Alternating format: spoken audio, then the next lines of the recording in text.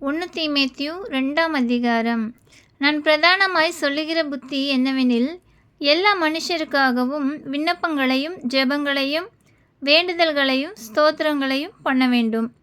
நாம் எல்லா பக்தியோடும் நல்லொழுக்கத்தோடும் கலகமில்லாமல் அமைதலுள்ள ஜீவனம் பண்ணும்படிக்கு ராஜாக்களுக்காகவும் அதிகாரமுள்ள யாவருக்காகவும் அப்படியே செய்ய வேண்டும். நம்முடைய இரட்சகராகிய தேவனுக்கு முன்பாக அது நன்மையும் பிரியமுமாயிருக்கிறது. எல்லா மனுஷரும் இரட்சிக்கப்படவும் சத்தியத்தை அறிகிற அறிவை அடையவும் அவர் சித்தமுள்ளவராயிருக்கிறார். தேவன் ஒருவரே, தேவனுக்கும் மனுஷருக்கும் மத்தியஸ்தரும் ஒருவரே. எல்லாரையும் மீட்கும் பொருளாக தம்மை ஒப்பு கொடுத்த மனுஷனாகிய கிறிஸ்து இயேசு அவரே. இதற்குரிய சாட்சி ஏற்ற காலங்களில் விளங்கி வருகிறது. இதற்காகவே நான் பிரசங்கியாகவும் அப்போஸ்தலனாகவும் புறஜாதிகளுக்கு விசுவாசத்தையும் சத்தியத்தையும் விளங்க பண்ணுகிற போதகனாகவும் நியமிக்கப்பட்டிருக்கிறேன். நான் பொய் சொல்லாமல் கிறிஸ்துவுக்குள் உண்மையை சொல்லுகிறேன். அன்றியும் புருஷர்கள் கோபமும் தர்க்கமும் இல்லாமல் பரிசுத்தமான கைகளை உயர்த்தி எல்லா இடங்களிலேயும் ஜெபம் பண்ண வேண்டுமென்று விரும்புகிறேன்.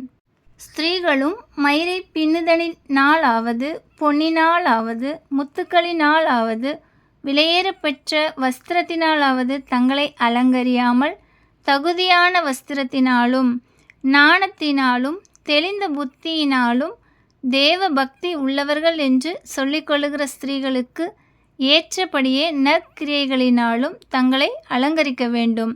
ஸ்திரீயானவள் எல்லாவற்றிலும் அடக்கமுடையவளாய் இருந்து அமைதலோடே கற்றுக்கொள்ள கடவள்.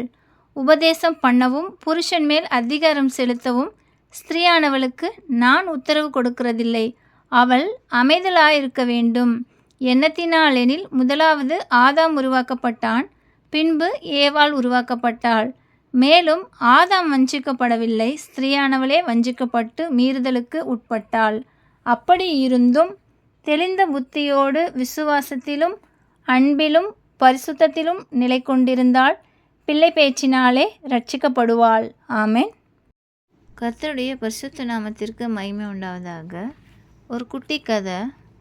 பாவத்தின் அழைப்பு அழிவு. நரி ஒன்று தாகத்தால் தவித்தது. எங்கும் தண்ணீர் கிடைக்கவில்லை.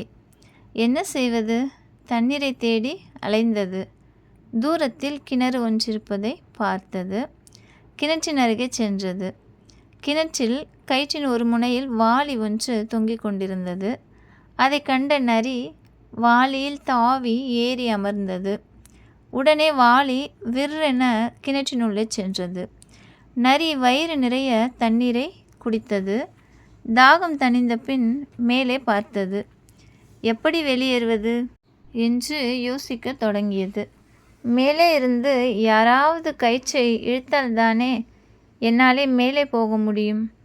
என்ன செய்வது? நேரம் ஆக ஆக நரிக்கு அச்சம் தோன்றியது. அந்த நேரம் பார்த்து கிணற்றின் அருகே ஓநாய் ஒன்று வந்தது. கிணற்றின் உள்ளே எட்டி பார்த்தது. அங்கு நரி இருப்பதை கண்டது. அடடா, நரி ஐயா, உள்ளே என்ன செய்கிறீர்கள் என கேட்டது. நான் இப்போது சொர்க்கத்தில் இருக்கிறேன்.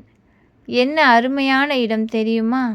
இங்கு மீன், கோழி, ஆடு எல்லாம் தருகிறார்கள் என்றது நரி. ஓநாய் சற்றும் யோசிக்காமல் கயிற்றின் மறுமுனையில் கட்டப்பட்டிருந்த வாளிக்குள் குதித்தது. அந்த வாளி சரசரவென்று கிணற்றியுள்ளே போயிற்று.